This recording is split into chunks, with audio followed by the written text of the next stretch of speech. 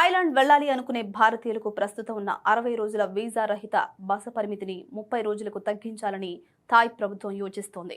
దీనిపై Thai cabinet త్వరలోనే తుది నిర్ణయం తీసుకోనుంది. టూరిస్టుల రద్దీని క్రమబద్ధీకరించడంతో పాటు భద్రతా తనిఖీలను మరింత కట్టుదిట్టం చేయడమే ఈ నిర్ణయం వెనుకున్న ప్రధాన ఉద్దేశం. బస కాల పరిమితితో సంబంధం లేకుండా ఇమిగ్రేషన్ కౌంటర్ల వద్ద పర్యాటకులు కఠినమైన తనిఖీలకు సిద్ధంగా ఉండాలి.